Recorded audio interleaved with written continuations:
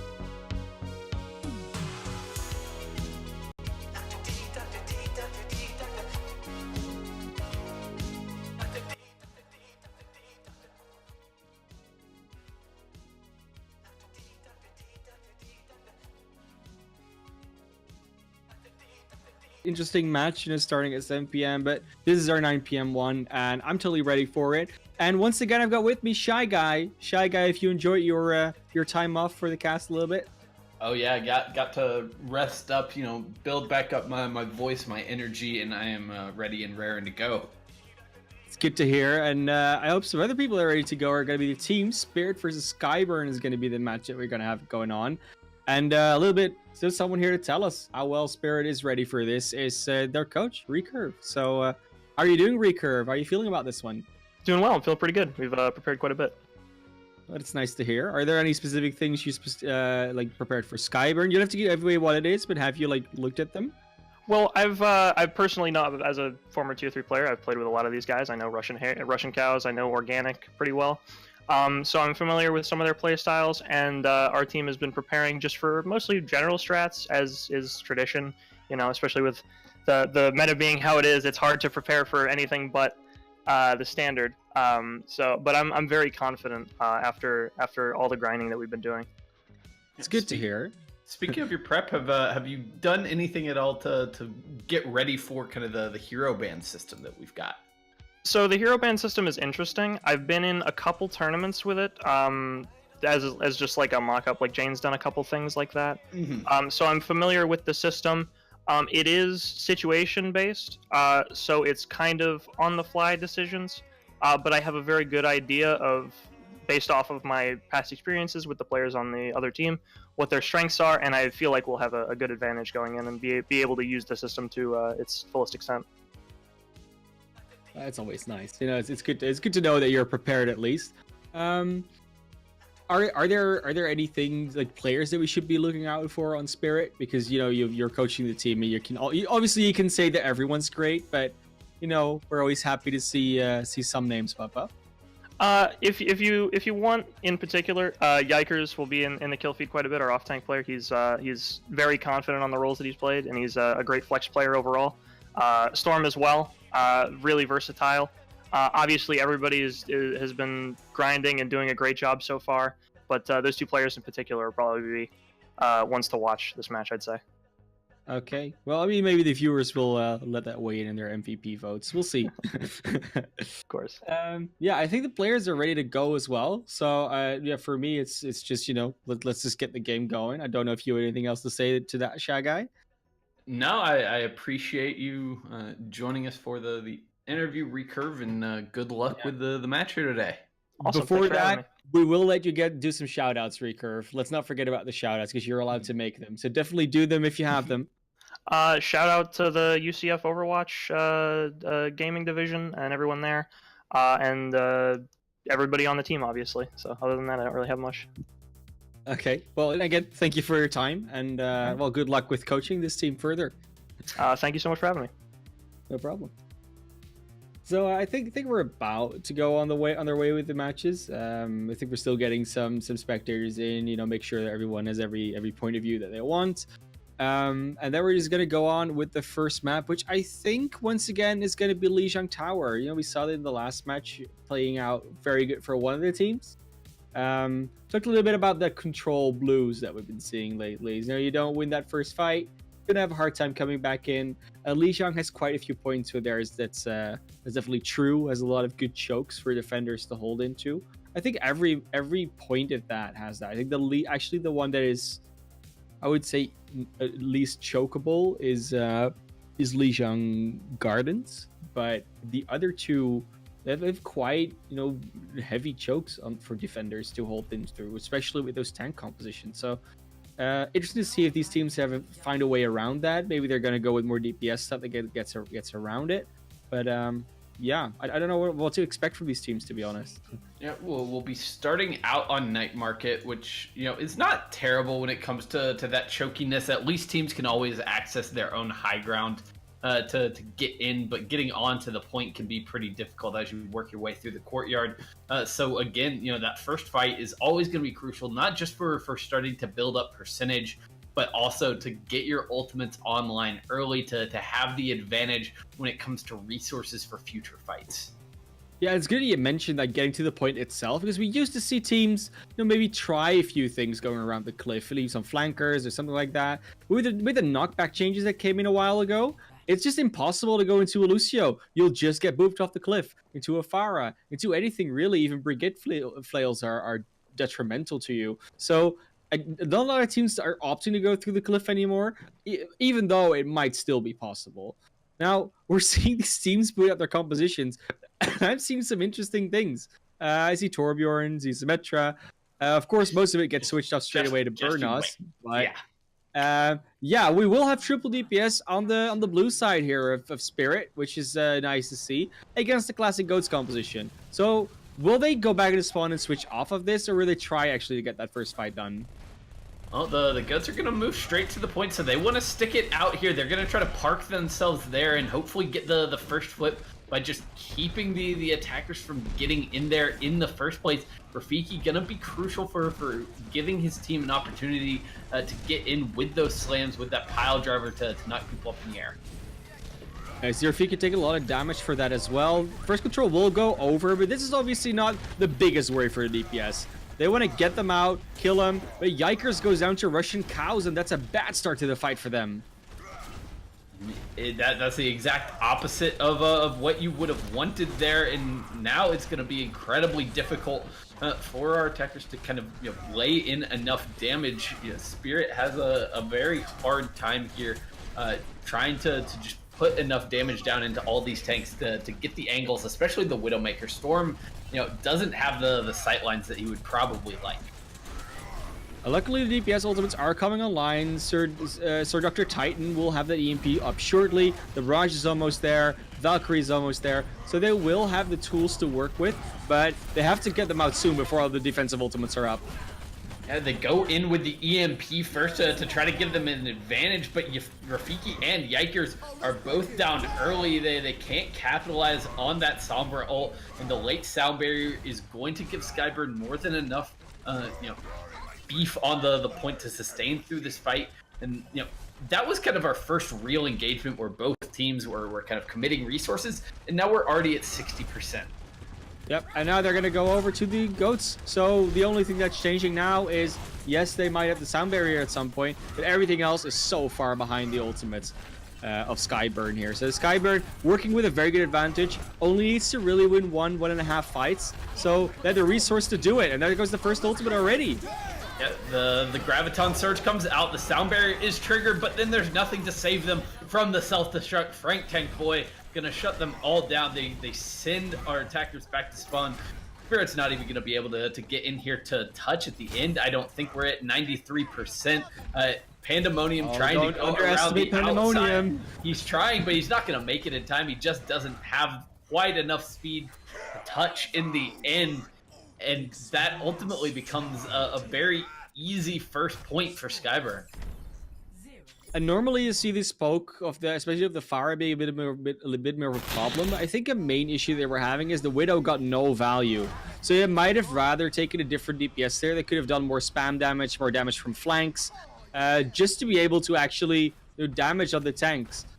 Another tactic we see teams maybe secretly employ is just throw the first stage. You know, we're just gonna get a feel for them. Doesn't really matter. It's a best of 3 anyways. You can just win the other 2 and then go on it. And we see them come out with this May Goats, the Snoats as some people will call it, as you know, we've seen in the last match that was very detrimental to the other team. But you know, maybe SkyeBurn actually has the answers. They at least are going to go main. They're going to stick around on the server room, and they have a little bit more of an open area. They're not working with this backboard wall in a choke. So first wall might not be as effective as you'd want it to be. Yeah, I'm not sure what happened for Spirit there. They were a little bit slow getting to the point. They don't get a ton of value off of this Mei. They're trying to isolate Stingray, but Rushing Cows gets the first kill onto the Sir Dr. Titan. The Brigitte out of it for Spirit, and they're gonna have to try to retreat. They give up some space. They give up the first flip. They're still in here kind of fighting it out, but they more than likely really need to wait for Brigitte to get back in the fight.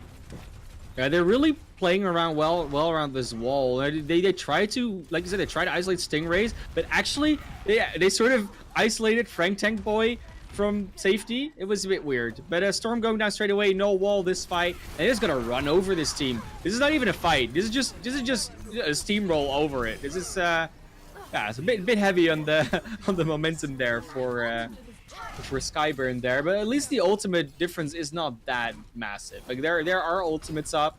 There's just a slight support advantage there, but even that is very even. So it's mostly going to be about not having the rally and not having the shatter yet. Okay, that's a decent wall from the side of Storm to split them up. The Graviton Surge now down as well. Both Transcendences being used, but the overwhelming damage from SkyeBurn is gonna be there. They clean up the kills easily, and they maintain firm control right now. And it's these small little differences in the way these ultimates are placed. So the Graviton was good, got everyone out. The freeze didn't really come out properly. The wall wasn't amazing. Then the shatter hit missed everyone. So it's just, and then they invest so much and they get so little out of it. Yeah, well, here comes the Blizzard. It's got to get enough, but they all get knocked on their back. Stingray is there with the Earth Shatter, and Frank Tank Boy swallows up the Blizzard. Everything going in SkyeBurn's direction still. They take down Rafiki, and now they're just looking for the cleanup as they push forward behind Stingray's charge. They do get stopped at the choke point, have to back off a little bit, but things getting very desperate for Spirit. Yeah, Stingray seems to take a lot of damage, but always gets healed up. Never really quite that last hit on him. So this is a good wall, but they have to get to the point. Pandemonium, again, doesn't make it, and just the end of the stage like that. And it felt like the same sort of thing where they win the first fight, they stand at that choke point, and they never really get out. They just never get, they get out of their spawn, obviously, but not really much further. Somehow, Stingray gets this. Yeah, that's actually normal. He was the better Reinhardt, yeah. I mean, he was swinging his way through the Graviton Surge. That's going to be an easy way to rack up the damage, to rack up the kills. Gets a sextuple kill, gets part of a team kill there. That was more a team effort on the side of SkyeBurn as they dominate Lijiang Tower 100-0, 100-0. Yeah, and we're really looking at ultimate value there because there was definitely some opportunities there for Spirit, but the ultimates never got the value they needed. The EMP on the first stage was very well placed. They got both the supports who both had their ultimates, and then actually as Nyata was taken out, the Lucio was taken low, but in the meantime, nothing else happened. Not enough other targets were hacked that the Pharah ultimate could get value. The Widowmaker still wasn't really doing that much, so there wasn't enough follow-up or value from the ultimates themselves to actually get that. You saw that as well on the second stage. They throw out their Graviton, throw out the Shatter, the wall was used, but they just don't get the kills from it, and that is problematic if you look at this, because then it means that either SkyeBurn has a very good defensive ultimate usage, which they do. They're able to sustain through a lot of these offensive things, but it also means that sometimes your timings and your placements are a little bit off when you're a Spirit. And, you know, it can be small mistakes or small differences, but it's a lot. No, it definitely is. And they all add up over the course of that map. And in the end, it all equals SkyeBurn taking, the driver's seat in this series as they, now find themselves up 1-0. Spirit, of course, now they have to have the mindset, kind of like you were talking about. Well, we kind of threw the first map, but Control doesn't always tell us a ton about how the rest of the series is going to go, just because it is so unlike every other game mode in Overwatch. Exactly. So I'm not worried for having a boring 3-0 series yet. I mean, as far as you can call watching any Overwatch series boring, of course, but. Yeah, we're going to be looking at what they're going to ban in the map pool on the side of SkyeBurn. Looks like they don't want to go to Paris. So Paris, once again, won't be played. Not surprising, honestly. Paris is still a very new map, and again, we've talked about how the community views the map. It's not been the most positive reception for a map. So we're right back where we were, in our first series. Yeah, same. So they can go to Anubis, they can go to Dorado. It's possible to go to quite a few other maps. We've got a large map pool. It's fine. That's and as long as they don't pick control again, everything's allowed. Besides Paris, of course. Yeah, and it looked like on Lijiang Tower, I think Spirit kind of got a little unlucky. It seemed like they probably got the two worst sub-maps for what they wanted to run. If they came out on Lijiang Night Market with the DPS setup, and that is obviously something they had planned and had prepared going into this, and they never got around to Gardens just because of the way the maps rotated, which definitely would have been the best point for something like that. So they're going to be taking us to Junkertown, which is always one of the most unpredictable maps in my mind. Yeah, and the way SkyeBurn's been playing, I really feel that we're gonna go to this place where it's gonna be a 3-3 or Goats-esque composition versus something involving a bunker and a bastion. And what then usually happens is the Goats will try to hide and stand into place, and then the bunker will come very close to a certain position where they're very close to behind a wall. And you'll sort of have to wait until the Goats runs to the bunker. I usually call that the Australian standoff, because it only happens in Junkertown, where, at some point they will initiate. They will go on them, but it sometimes takes a while because they're like wondering, either they're waiting for cooldowns, they're waiting for something else, repositioning, or the other team's repositioning. It's just this thing where the bunker's not going to initiate, but if you don't do anything, they're going to keep getting up progress. You can't just stand on the objective because that's where they are and they're shooting you down when you get close. So it's a very interesting dynamic, and I hope we're going to see something like that. We see SkyeBurn saving Brigitte. They want to also start on the attacks. That's what we're going to see first. And then Spirit chooses the ban D.Va, which, if you're going to run anything DPS heavy, D.Va's almost always a nice thing to ban. We've talked about that before. She just has so much opportunity to eat ultimates and other abilities and just general damage from spam heroes, from a lot of other hero types, that it's going to be very hard to deal with when you want to run more DPS. For sure. So, and it kind of ban, smart.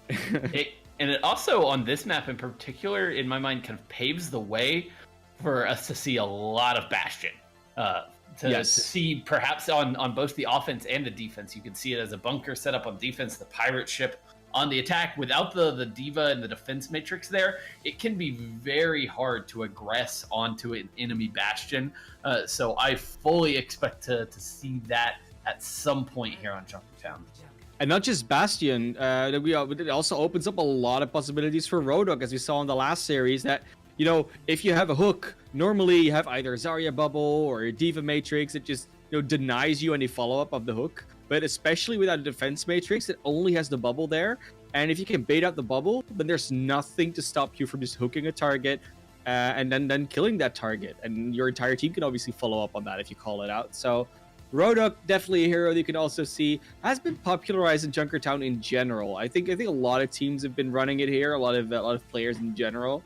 It's definitely a Roadhog map. Obviously, it's one of his it is his origin map. He feels right at home here. Yeah, in before, a lot of people will say he's technically isn't he like a New Zealand person, like a Kiwi, so he doesn't really belong in Australia. But then again, he has a home here. He definitely, as an attacker, you basically start in Roadhog's home. So at this point, we could consider him an honorary Australian, if not a full one, and then we should be fine. Just keep his bike intact, please. Don't mess with his bike because he'll get mad, and then you have to deal with that.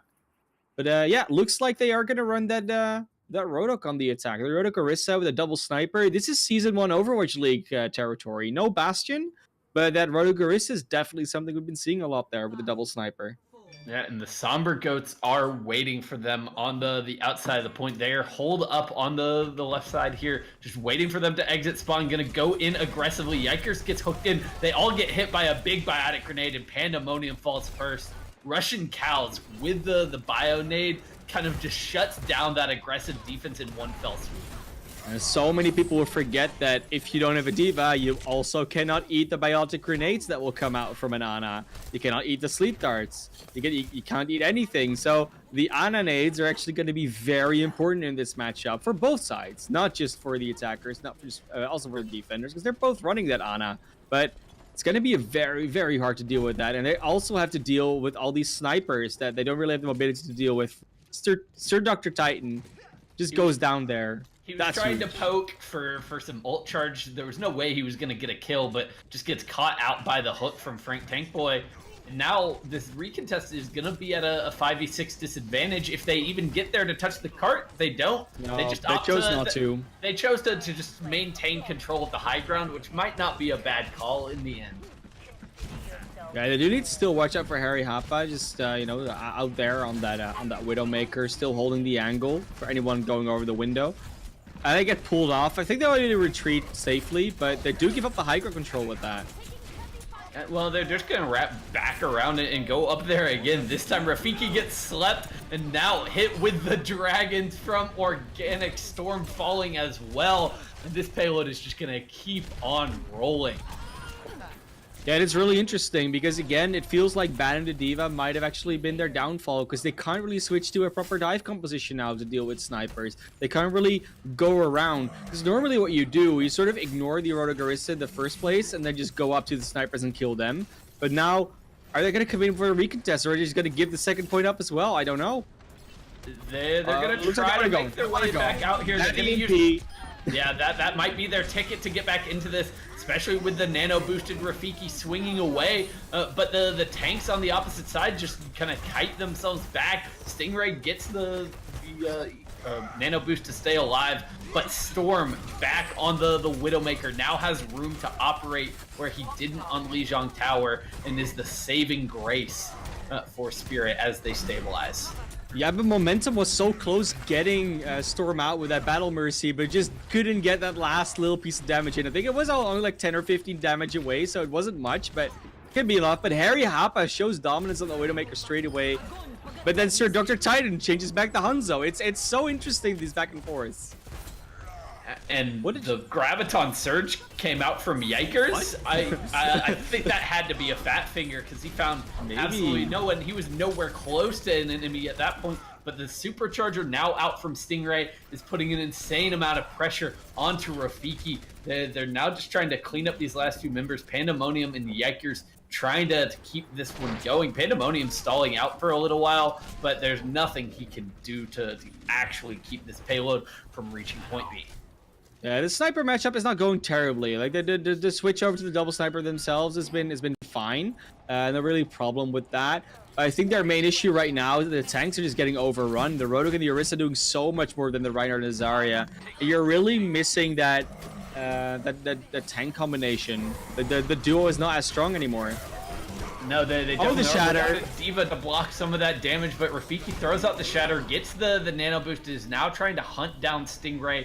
As the Orisa retreats towards the spawn, they will eventually manage to take him down. As once again, Spirit stabilize here. Storm doing a good job of winning that Widow duel once again. That's going to be crucial for them. And it's really good that these duels are being won because then you only have to worry about the tanks anymore. And then sure, you can still say, oh, you're losing the tank matchup. But without a lot of damage, those tanks are not going to be able to control their own flanks forever. And the tank matchup is now changing. We now have mirrors on both sides. The Rein Zarya coming out for the side of SkyeBurn as they have to change things up. It's hard to re-aggress with the Orisa. They're not going to try it. And they've already found a couple of kills. Stingray gets the nano boost, the biotic grenade, makes sure that Yikers is going to fall. And once again, SkyeBurn take control of the cart. They are pushing forward. And I really don't agree with their decision to push into that room there because you have two snipers. So essentially, if you walk in there, you're walking in, well, 4v6 because your snipers don't have the sightlines to back up the damage there. So not entirely sure why they did that. Maybe they thought they had an opportunity for a kill, but they'll have the ultimates at least on the defense now to work with. They'll have a Graviton, they'll have a Dragon. There's no defensive ultimate on the attacker side. That should be a free fight win. And there's the grab, there's the dragon, and absolutely nothing to be done about it. Sir Dr. Titan gets the kills in the kill feed, but that is of course courtesy of Frank Tank Boy. Sir Dr. Titan wants to show he can do it even without the ultimates. Takes down Harry Happa at the end as well. So a good stabilizing fight for Spirit. Yeah, well, they'll have to do the same thing now, but it's done against them because the Graviton Dragon is up on the other side, and they use their Nano Boost, which I really don't think they needed in that fight. So Rafiki will not be able to get a boost. No one will be able to get a boost because Alvarocious trying to build it back up again. Yeah, and there's the dragons nice. for the side of SkyeBurn. Gonna force them off the high ground at least, but Spirit's still in control with the Ikers up here laying in damage. The Shatter for Rafiki finds nothing. Neither does Stingray's, and both Reinhardt's trying to find the other. They both get bionated, but Stingray falls first, and that's going to have to be the retreat coming through for SkyeBurn. They're not even going to get the chance. Organic still up on the fidget spinner right now. He needs to die. He needs to reset with the rest of his team. Will finally go down.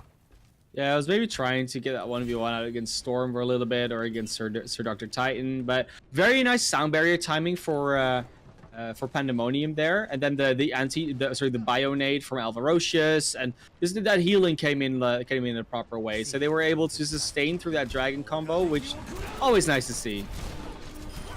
Sure, and the early dragons coming out from Sir Dr. Titan are not going to find anything, but he takes down Harry Happa, and despite some decent effort by SkyeBurn there, they're not going to be able to hold on here. Spirit are going to regain control and keep this defense going. Yeah, and the dragon might not have killed anyone, but it gave room for the anti-nade to come out from Alvarocious, and it also split up the team a little bit. And as much as they want to run together, or maybe not at all with the snipers, that splitting up that team is just so important when you're on the defense here. And now Harry Happa back to his old ways. This time going to take down Storm first, give them the advantage, and Stingray pushing forward with the Nano Boost, charges in, takes down Pandemonium, gets Alvarocious as well. That's both healers gone for the side of Spirit. And now we're going to be coming down to one final fight to decide whether SkyeBurn could close out Junkertown. Obviously, Storm switching over to the Genji. Obviously, wants to get to that high ground without having to cower and spawn. Beautiful dragon on the left spawn door, though. Yeah, it doesn't actually really stop anyone from getting out as Alvarocious sneaks past. Rafiki unleashes the Earthshatter, but they can't secure any kills off the back of it. But still, Spirit are stabilizing. They are going to be able to hold on to this. Just too many members of SkyeBurn falling in the end. Sir Dr. Titan showing up at the end with some crucial shots on the Hanzo. Yeah, and that Organic's dragon was the idea was very good. Now, obviously, you want to split them when they come out of spawn, but the angle was slightly off, and he was slightly too late in doing it, so everyone was still able to get out of spawn and just cower to the left a little bit and just dodge the rest of the dragon. A little bit unfortunate, but you can't always get hit every single shot. So they almost make it to the end, which for Junkertown is not uncommon. Junkertown is a map where you often get a lot of momentum through the first and second point. The third point, you get halted just before the end of the point. Which has a lot to do with spawn advantage. Once again, doesn't just happen on GCP. Happens here as well, people. The only difference is that the objective moves slightly a bit faster than the progress on some assault capture points. So that is a big deal, obviously, of why like spawn distance, spawn timers are also a factor in this one. That's why people often get held on the third point here. But it's not every day that you see a Junkertown captured out. Sometimes we see these huge series that go to like 8 and 6 or whatever crazy number they go to, but not this time. This time the max we could go is 3-2, and it's also sometimes a nice change in pace. For sure. And speaking of changing, SkyeBurn not really changing up a whole lot coming out on their defensive setup. They still want to run this double sniper look. They do switch Russian cows off of the Roadhog just so Frank Tank Boy can pick it up. So they are pretty much running exactly what they did on their attack round just here on the defense of Junkertown. And this is proper Season 1 Overwatch League. The Pirate Ship, Solo Heal Mercy, Double Sniper, Roadhog Orisa. Some people opted to go with the D.Va. So then usually what you'd have your flex support on the Bastion, and then when it failed, the flex DPS, the flex support would go over to a Roadhog, so you'd have the triple tank, but not the case this time. Frank Tank Boy though gets it hooked and very close, does get punished for it, and now we're gonna see what the Bastion Cup can really do, because now they have the momentum going on. Yeah, now how do you stop this? Because if you're Stingray, your shield is gonna be paper at this point. It's going to be deleted by Pandemonium. How do you manage to get up in his face or take him down at all? They're trying to retreat into the big health pack room, but Russian Cows gets caught on the flank from Storm, and they're just falling one by one. They do not have an answer for Bastion, at least on this first point. I mean, at least Harry Hapa is winning the Widow battle against Storm.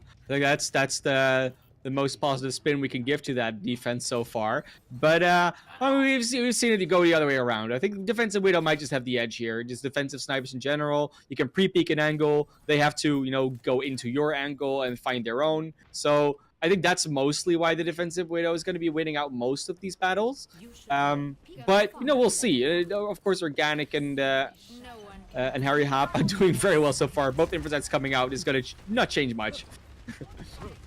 No, it's not. They still got to find a way to aggress onto Pandemonium. The shield down for now. He's a little bit vulnerable at the moment. Gets hit with the biotic grenade. The dragons will finish the job, and that's how you clear the pirate ship off the payload. Yeah, now the big question's going to be, are they going to stick with the Bastion? Because you can. It's not impossible to do. But it looks like he just wants to go over to the Zenyatta. So they're going to go to a very straightforward matchup. Mercy and Zenyatta versus Mercy and Ana, though. A little more healing, but then there's a defensive ultimate for the attackers, which could be very, game-changing as long as they don't get anti-nated. So we'll see. They both got ultimates. They both got a lot to work with. And there's actually the dragon advantage here for the attackers. They do have that, but the defenders have the supercharger, and that's going to help Harry Hapa take down Rafiki with a headshot. The res is there from Alvarocious, so our attackers are able to kind of push back in here. They use the whole hog from Yikers to give themselves some space to work with, but still they cannot really find it. They trade a sniper for a sniper. Storm has gone around the back, even things up. But now a supercharger for Rafiki is going to give them the ability to try to push forward, but they're struggling to secure kills in this moment. They've lost Pandemonium as well. The hook comes through onto Rafiki, and that's going to be spirit repelled once again. Yeah, and it's again that same sort of thing where they're focusing very heavily on the tank battle, but they're then losing the DPS and support battles. So then it's fine if you finally are getting a hook on a Roadhog, but there's nothing to follow up on that hook. And Organic uses his dragons to force Storm into a fight, and Storm wins it anyway. Well played by the attacking Widowmaker, but still Storm flanking now. He's got to find something because they haven't been able to do anything in the front line. He takes down Harry Hapa already. Stingray goes down in the distraction, and now he's popping off. Now Spirit are pushing forward. Now they're going to get point B. And Storm actually just put that on his back. They were in their numbers at disadvantage, but takes down like 3 on the defense there. So they're going to go over to a dive, sort of a dive composition on the defense. Don't know exactly what they're going to do. It seems like they want to go with a quad DPS and a solo Orisa and solo Mercy. So this is something I haven't seen before, but I can see where they're kind of going. And now they're going to switch off their composition a little bit. So Yikers going over to the Zarya. I think they're going into this counter-picking type of deal, but it's like you don't have anything like a D.Va to eat a lot of our damage, so we're gonna put down more damage, or I don't know what's going on here. This section of the map is now fascinating. Without the D.Va in play, this is where teams would normally go full goats at this point, but that's not going to be happening as SkyeBurn re-aggress nicely there. They use the supercharger, they take 2 quick kills, and they even force the Transcendence out from Pandemonium.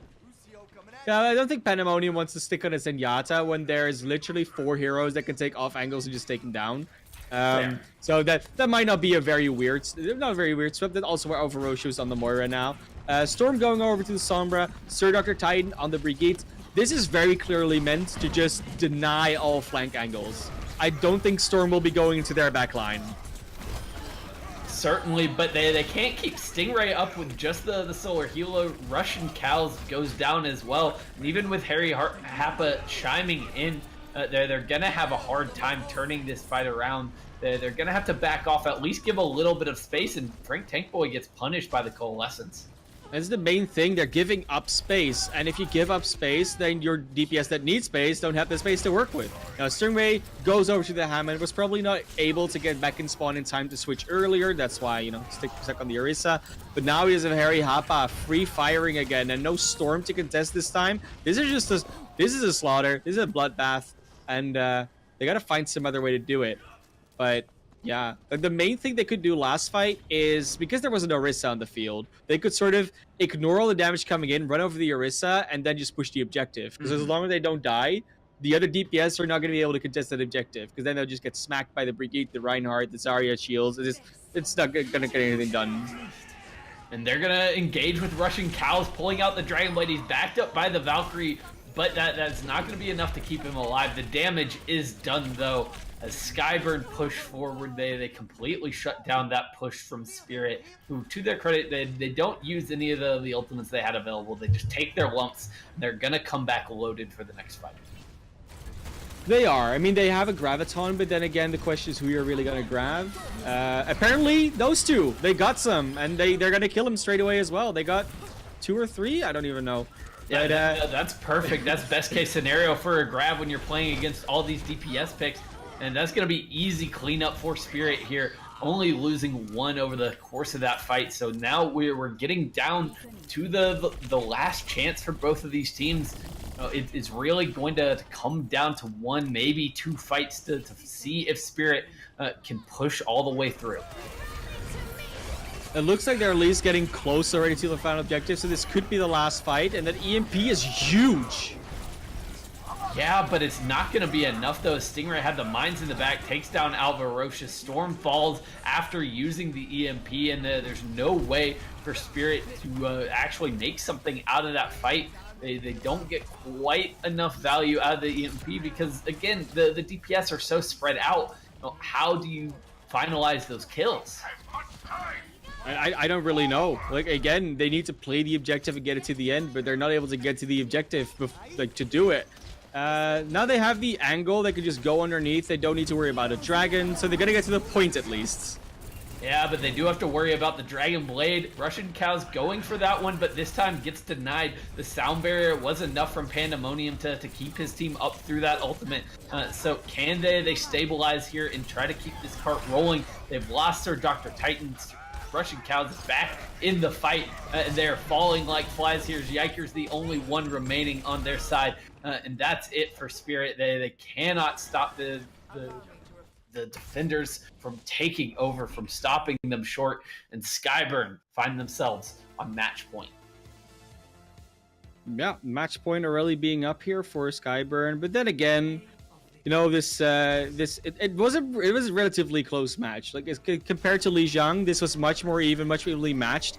But just that last point for both teams, such a big problem. But just a little bit, yeah, I would say a little bit more problematic here for the for the side of Spirit, because they just couldn't get through that quad DPS defense. And you know, if you run this Zarya that really cannot really damage, there's not much she can damage there. The only reason why she's really there is to, well, you know, shield someone every now and then. Then it's going to be very hard for her to charge her Graviton. It's going to be very hard for them to get any damage on anyone and then get any kills. So that's really, yeah, again, that's just really, really hard for them to deal with if there's 4 DPS coming at you and you don't really have the means to deal with those flanks. Maybe they could have done something else there. They could have gone with their own DPS composition, but as it turns out, that's just how it worked. Stars is already banned. I don't think they really understand the system here, but we're gonna go for a ban soon, anyways. And you know, we talked about this in our first series where the Diva ban kind of came back to haunt one of our teams, and you know, it came back to haunt Butterfly Effect there, and this time it kind of comes back to haunt Spirit, because as you said earlier on in Junkertown, the dive is probably how you want to handle a comp like that. That is the answer. If we're talking kind of rock paper scissors, where quad DPS is better than goats, and goats is better than dive. Well, dive is the thing that can combat that quadruple DPS, and Spirit didn't have that in their back pocket because the diva wasn't available. Yeah, I mean, neither team obviously had it in their back pocket, so that's why you saw maybe a quad DPS come out instead of something with a Winston and a diva. But you know, Anu is being banned, no assault today. We're gonna go to Dorado for the next one, and you know, another interesting choice, another map where DPS can certainly get their work done. Also a map with a lot of verticality, so Winstons and divas could be a thing. No, we're not headed to sorry. Dorado. We can't go to Dorado because it is As also soon as I an see that escort coming, map. I'm not paying attention. I'm sorry about that, guys. I but, didn't catch it either. It's fine. Yes, sometimes you just have those things. But yeah, I mean, we're gonna go and see where we're gonna head up here. Okay, so a second control map. So this is where Spirit want to make their stand. Yeah, they've got to reverse sweep to win this series at this point, and it'll all have to start on Ilios. Ilios, yes. I mean, if there's any control map where I would say DPS gets a lot of work done, it's definitely Ilios. On Well, we see a lot of Roadhogs, Pharahs, Orissas. There's a lot of things going on there. When we get to Ruins, then it's usually a lot of Widow 1v1s. And we're gonna get some new save and bans coming in. Of course, the ones from the previous map don't count anymore. It's resetting that. So Lucio will be saved, or Brig will be saved. I don't know. Let's see what we're gonna get here. I think they want to save Brig. Just that was their pick the first time around, and yeah, it makes sense that they will keep the same hero in the pool this time. But what the SkyeBurn they didn't really use it that much though. They actually didn't use Brig, I think, at all. Maybe on the defense, maybe once, but for a very short time. So looks like they're gonna go to this place where, oh no. I don't know what they would ban here, to be honest. Like that's the main question. Maybe they want to ban Diva again, but then again, they saw how much that hit them in the behind as well. So yeah, they're just I'm seeing they're discussing it obviously, and I think Diva is not necessarily something you need to worry about as much when you go to a map like Helios. I think they might want to ban out Widowmaker, because if they want to keep running DPS, maybe. Harry Happo was probably getting the better end of that duel, and it seemed something that SkyeBurn was really comfortable doing the entire time. So that might be an option. I don't know. I don't think you're giving Storm enough credit there. Storm definitely won a few, and no, if it wasn't for Storm, they might not even have pushed through second, because that was definitely a big clutch that came in. Well, so if I'm being honest, I wouldn't ban Widow. I think Storm should have stayed on the Widow going into that last point, because what they swapped off to, in my mind, was it. I mean, it obviously was not getting the job done at the end. So maybe you just give Storm an opportunity to pop off. Yeah, it could have maybe, but they just if they didn't get enough value from the EMP, but then you don't really know that beforehand. So it's always hard to make that call. Should they maybe stayed on it and switch off it? But they're definitely taking a long time to decide on this ban, and I wouldn't say I'm necessarily worried, but they might be a little bit thrown for a rut here. Yeah, there's some discussion going on for sure in the Spirit chat, and they're gonna ban out Lucio this time around. So they're saving Brig, banning Lucio. Diva will still be there, but at least you won't have to deal with the fact that Lucio can speed tanks around at faster than they normally should be running. So that's nice.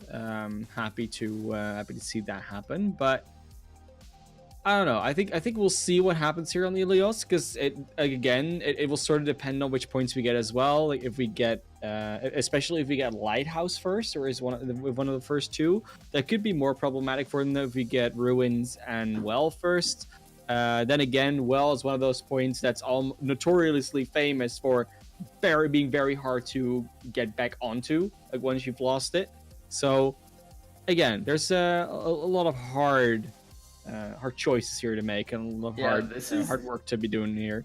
This is a fascinating ban in my eyes because, Ilios and Control in general is one of those maps where I think you would see most teams running Lucio 100% of the time on a map like this. He is so valuable with the speed boost, with the AoE heals.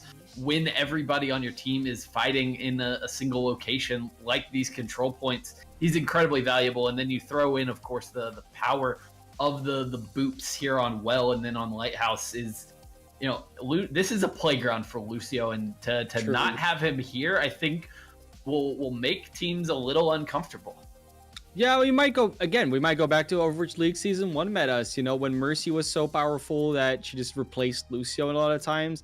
Double Sniper meta was there, and then it's just Mercy and Zenyatta all the time. Maybe get a Mercy and Ana Zenyatta. Like, there's still a lot of possibilities here, but yeah, like you said, it's still weird not having a Lucio, but it's not something we haven't seen before. And we see Harry Hapa and Stingray immediately picking up that Orisa Roadhog combo. They're gonna have the D.Va this time, so a lot of high health targets that can be taken down by a lot of DPS, but they still need to do it. And we see Alpha Roches immediately going on to the Ana, Pandemonium on the Mercy. This looks like a triple DPS versus, well, not GOATs, obviously, but definitely tank-heavy composition. Certainly, and this is a fascinating matchup because, the Orisa Roadhog setup kind of relies on those halt hook combos, but those can be hard to hit on all these mobile DPS. Yeah, the only thing Frank Tankboy, is going to be looking at is eating those fire rockets, which is going to be hard, but then he can be hacked as well by Sir Dr. Titan. And yeah, Harry Hapa taking a lot of damage in that early fight. Yeah, Organic is going to have a lot to do on this Hanzo. He's going to be the one to keep an eye out for the flankers, but the Biotic Grenade onto Stingray makes sure that Sir Dr. Titan can swoop in for the kill. That's the main tank gone for the side of SkyeBurn. They do get the hook, but cannot get the kill immediately thereafter. Can't drop anyone into the pit, but still they've managed to keep a hold of this point. They've just got so much beef to work with, so much HP to deal with on the point. They finally get the flip pretty late here. Yeah, but the DPS is still there. DPS still does a lot of DPS, obviously, but then the barrage is completely whiffs because everyone's just able to kite away from it. That was not good. But the anti-nades keep hitting though, so they are able to get damage into targets, but the res is still there. So Momentum just gets the hog back into the fight, and then Harry Hapa goes on a killing spree. And he gets another with the whole hog there at the end, pushing forward aggressively with the support of his team. And now they've got Stingray on the Hammond, so a much more mobile tank than they were dealing with before. They'll have to keep an eye out for Sir Dr. Titan on the Sombra, though. Those hacks could be deadly. Could very well be deadly, but the EMPs haven't really been working out so far for Spirit. So, especially with Sir Dr. Titan just going down straight away, that's another point towards them there on the red side, because if that Sombra can't do her work, you're doing your job. And they have to back off because of that, but Stingray goes a little too far forward, gets stunned up by Storm. Now the EMP comes in. It doesn't hit Russian Cows though, so the Transcendence is there. Not going to be able to save Momentum. Not going to be able to save anyone at the end of the day. Harry Hapa goes down. It's just about the stall. What can Stingray and Frank the Tank Boy get out of this? Not much when Stingray goes down into the well. They'll get up to about 80% before the flip comes through. We see a double hit scan coming out. Harry Hapa and Organic go over to the Soldier and the McCree. But what was really important in that last fight was the hack onto Momentum, because Momentum was almost there, rezzing back up a target, and then the EMP came in to block that. Then Momentum went down. I don't remember. I think Harry Hapa went down as well, and Organic. So those are the ones you really needed to get, and then it's only the tanks and the Zenyatta left. So you'll be fine. That's not really something you're worried about. Oh, and Frank Tank Boy gets hacked on the flank.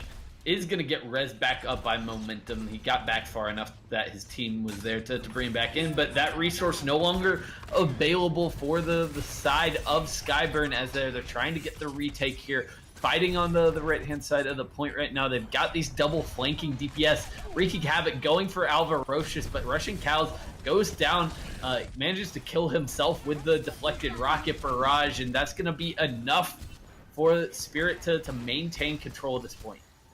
Yeah, and somehow these barrages are not really hitting anything. Yikers has not been really on point, and what's pointed out to us is one of those players we needed to look out for, but I don't know, not really showing it so far. Maybe we'll look it back. They could win the map and just pull back the series on the back of Yikers. It's possible, but yeah, I mean, they still have some ultimates to work with. Actually, a lot of ultimates to work with. The EMP is almost back up, so this could very well be a stage win here for the blue team here. Oh, this time Stingray gets slept, he gets hacked, he gets stunned, and he gets deleted by nearly the entire enemy team. But Organic is chiming back in with the attack visor, takes down Storm, who gets res back into the fight. Gets Alvarocious as well with those rockets, so this is still quite an even fight as Stingray is back in it. Goes in with the mines, lays them down, and Russian Cows has the go signal, wants to break out this Dragon Blade. Will die to Rafiki in the end. Can't quite kill off Pandemonium, but still the retake happens for SkyeBurn. But you're gonna be so happy that they used that blade because they didn't need it. There was no reason to use that blade. Now they can come back in with an EMP, with a Valkyrie almost being up. They can just outright win it here. And the EMP denies the ability to use that Deadeye for Harry Happa, but still the kills coming through for SkyeBurn. They were ready for it. They waited. They killed off Sir Dr. Titan immediately, and they will take our first point here on Ilios. And to a large degree, it's just a very good read. I don't know if it was conscious, but there could have been just a very good read there for their side, because if you know that EMP is up, just stand as far away as possible. Use that McCree ultimate. Sure, the Somber might be able to EMP you out of it, but they still have to actually get the follow-up. And if half the team is still coming back from spawn, they'll never be able to do enough damage on the back of that EMP. That you're fine. You'll win that fight anyways. Yeah. If that was a conscious play, yeah, well done there for SkyeBurn. Yeah, either way, it does secure them well. So now they are 1 point away here on Ilios from taking the 3-0 in this series. We'll see what Spirit has in store for us. Once again, it's going to be a triple DPS look, but this time matched and even exceeded by 4 on the side of SkyeBurn. Yeah, SkyeBurn maybe just, knowing that they're going to do this. So like, yeah, well, if you're going to play DPS anyways, we might as well also do it. Because this is a far harder map in order to keep that, that DPS off you as tank compositions. Yeah, so they're just going to match them directly, but Storm gets the opening pick, this time taking down Harry Happa's Tracer.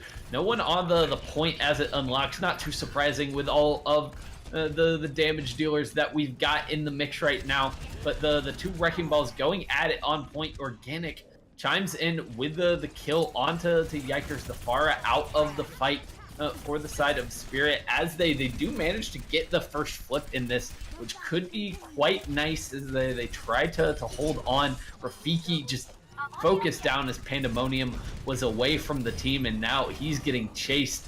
All of the members of Spirit dropping one by one, and that will be a swift retake for SkyeBurn.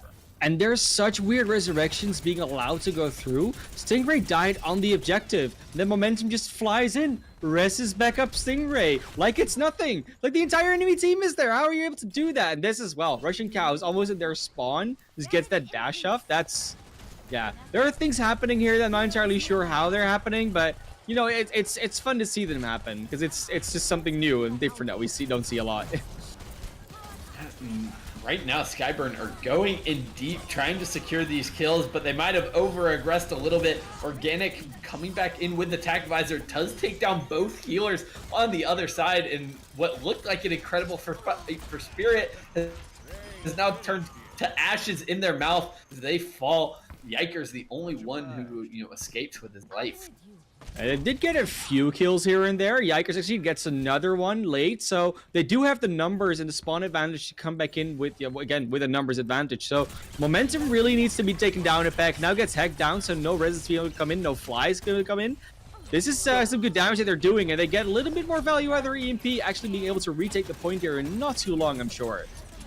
Yeah, now it's just the stall for the side of SkyeBurn and Harry Happa on the point, trying to make something happen to the Genji here as well. Russian Cow, buys them a few more percentage points as the Stingray almost makes it back in, which could have bought them even more time, but he will just send himself to a watery grave with that pile drive. And Spirit do clean up here. They get the retake. 72% though on the board for SkyeBurn. Yeah, and they've got some ultimates to work with, almost all 6, but Sir Dr. Titan, of course, use that EMP, so will not be that high in that ult charge, but we see some damage coming in here from both sides. Stingray gets hacked up as he goes in. The Dragon Blade's out on both sides. So far, Storm finding a little bit more out of his, takes down Russian Cows, and cleans up the remaining members of SkyeBurn, as that is an ideal fight for Spirit. You're not going to be too unhappy about that, though, when you're a SkyeBurn, because you made them use 4 ultimates. And, using a fight with 4... Sure, they invested 2 of their own, but they'll now have 3, almost 4 left. And on the other side, they'll have maybe 2.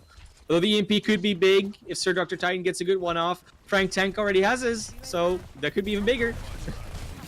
Yeah, and there's the visor. There's the EMP to set it up. An Organic pushing forward aggressively. He knows they have no way to shut him down, and he is going to make sure that SkyeBurn get back in here, get the retake. But this is not a terrible spot to be in if you're Spirit. You've got an EMP of your own.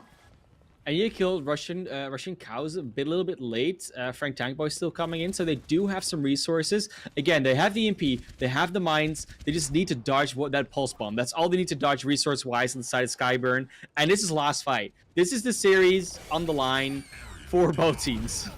At Rafiki dropping the mines in the middle of the courtyard, then making his way to the point to make sure they can trigger overtime when the time comes. Not even going to happen. They get the retake, and now the onus is on the side of SkyeBurn to get back in here. They're doing a decent job of it with Frank Tankboy and Organic getting the kills. They are going to be able to do this, in what looked like a decent start for Spirit has disappeared in an instant, and that is going to be it. SkyeBurn take Lighthouse, take Ilios, and take the series 3-0.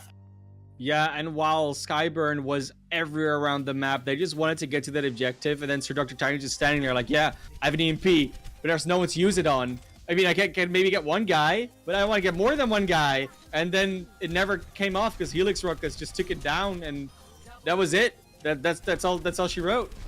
And that was a series. The double hit scan there at the end from SkyeBurn was actually perfectly suited for what they needed to do. They were so spread out, and Spirit had to be on the point that they just took them down from range.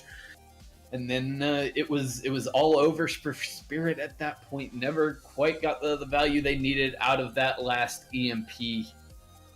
And they now find themselves dropping to the losers bracket. But of course, that means that their run is not yet over. They still have a chance to fight back. Yeah, obviously, that's the beauty of a double elimination bracket. You don't immediately get kicked out of the tournament, which is nice. You want to play as many matches as possible. So we're gonna see what's gonna happen here. We're gonna get a interview, I think. So, yeah, that's gonna be fun. Yeah. But we're just waiting to get set up. But if you haven't voted yet for your MVP, you can still do it. We still have a few more minutes until we're going to close that one. So get your votes in if you've waited until the entire series was over to do so. I'm not going to give you any hints. What you want to vote for. I never really have any influence on the poll anyways. So I'll refrain from that and just click my own. But yeah, I think we have Organic coming in here from SkyeBurn, if that's correct. So how are you doing, Organic? How are you feeling after that one? Feeling very confident going into the tournament. It was a good experience. We haven't really played with the hero band, so that was like a good twist to things, and it was actually pretty fun. Okay, well, that's nice to hear. Did you prep anything specific for the other team, or were you just we're confident coming into the tournament, and we're just gonna see what we go up against? We did. We actually have been scrimming a lot. We've been playing 6 to 10 a lot, and we've been running quad DPS comps because we know we were kind of preparing for the hero ban because we knew that people were going to ban D.Va, and obviously D.Va is fundamental to GOATs, and we were just trying to practice as much DPS as we can in scrims against top of the tier 3 teams, and we got some good results, and I think that's why we were able to pull the clean 3-0 today. Yeah, it definitely seemed to pay off. You guys were on point all night with those DPS picks in particular. Kind of the double snipers on Junkertown kind of spring to mind, and your closing defense there was really impressive to watch. So it's good to hear that you guys are getting more comfortable and kind of branching out as a result of the format of the tournament. Yeah, on Junkertown, now that you mentioned that, we were actually struggling a lot against Storm. He was hitting some crazy shots. We were having a hard time against him. I remember the one moment where you used your Dragon Strike to try to like force him into a duel, and he just popped off, just eliminated the entire team. There's not a whole lot you can do about that. Sometimes it just happens. The Widow can take your head off. That Storm was popping off. He's actually insane on that hero. Yeah, well, I mean that's we discussed it as well. It was like, yeah, without Storm, would they have been able to push that in? After you got the Bastion up the payload, and then Storm just walks in, gets 3 kills. What are you gonna do against that? Well, not much apparently. Yeah, we didn't have the D.Va either. So. Yeah, no, exactly, because they banned it, but then they also didn't have a D.Va, and then it went back, and then yeah, were there like other moments in the map or like in any of the series where you're like, oh yeah, we might actually be in trouble here now, or yeah. The start of the last map on Ilias, on the first point, we didn't have the Sombra. We were playing Orisa at first, but we wanted to swap a DPS heavy comp, but we didn't have the Sombra, and the ball was just absolutely manhandling us. We had to swap Sombra at the end and kind of take care of that. Yeah, we saw that happen. It's always the McCree pick for them also worked out against Stingray a lot. Yeah, I saw. He was not having a good time. I think. Was that happening? Was there anything happening in the comms at that time where people were like, "Yes, I cannot. I don't want to play anymore." Because, it was Storm, man. Junkertown. I'm not gonna lie. I was struggling. I thought at some point he was hacking. I'm like, this guy's not missing. I can't take this, man. It's because you're usually used to having the D.Va, right? So like she can always eat up the shots. So that's kind of a struggle right there. We were not prepared. We simply were not prepared for the. I mean, how can you be? D.Va has been in the meta for so long. She feels almost like fundamental to Overwatch on some level. It's just it's hard to envision a world without D.Va, and when you have to play it for a map or two at a time, it kind of throws you off. It really does, because D.Va's just been meta for so long. The off tanks have been playing her for so long now, and it's weird kind of playing without a D.Va at this point. So when they banned her, we were like, man, what are we? Do you feel that a tournament like this then helps you diversify more as a team? Like, do you feel like it's a good experience, or would you rather just say like, yeah, well, in official Overwatch tournaments, it there's no hero ban, so yeah, it definitely is a good experience with the hero bans, because I feel like at some point, right, that we are enough heroes. Like obviously, like in League of Legends, where they ban heroes out. Like you get like 5 bans in LCS, I believe. So like then they've got Overwatch 100 heroes, but then we don't. So yeah. Yeah, Overwatch I think is at some point like gonna be like this. So it's always good to like just play out of play out of your comfort zone and like play these type of tournaments, because you never really know what's gonna happen. Overwatch esports could always change, and this is a good opportunity to practice for that situation. Maybe we get a 2-2-2 lock, and then everything changes again, and then you can't play goats, so you have to play something else. But you also can't play quad DPS then.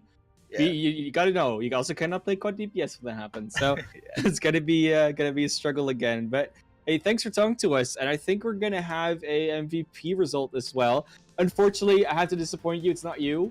But you can congratulate Stingray for it, because he got the MVP votes here. That's so great. Yeah, Stingray, congratulations to you. I want to thank you for again, congratulations on the win. Thank you for the interview. Are there any shout outs you want to do to anyone? Obviously, they're just people to help you out with playing, etc. Just shout out to SkyeBurn. Honestly, they've been. I recently joined the team. I'm the most recent addition to the team, so they've been treating me very. Shout out to my teammates, Harry, and Momentum. They're awesome teammates, and they show me a lot of love since I've joined, and I cannot wait to compete in Open Division. I think we're gonna surprise a lot of people. Okay, well, it's good to hear. Well, again, thank you for your time. Thank everyone for watching as well. We saw a nice 3-0 series, even though it's 3-0. It was a little bit closer than the scoreline may reflect. So still good Overwatch to watch. We're going to be back not tomorrow. I think we actually have a little bit of a small break here going on. So we'll be back on the 12th of May. Then we'll be having Machina Ventus versus Honey Badgers and Augury Gaming versus Metamorphic. So another 2 best of 5 series. Still first stage, so there could be a little bit of a rivalry starting. But at least no one will be eliminated yet. That's always a nice thing. Shy Guy, thank you for the co-cast. It's been fun with you tonight, man.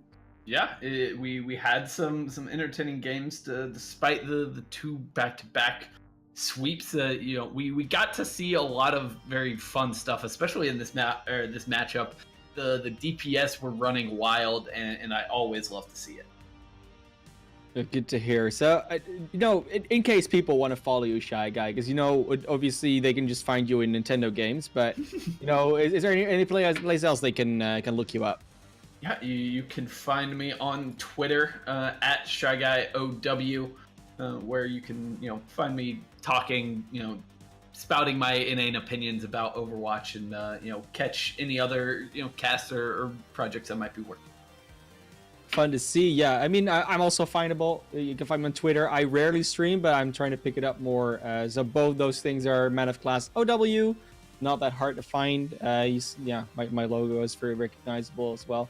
But hey, you can follow us. The best people to follow is obviously the Watchers Brawl at the Watchers OW on Twitch and Twitter and even on D Live now. So thanks a lot for watching. Even on D Live, lovely new platform we're exploring, and we'll hope we see you again in the future. Again, next matches on 12th of May.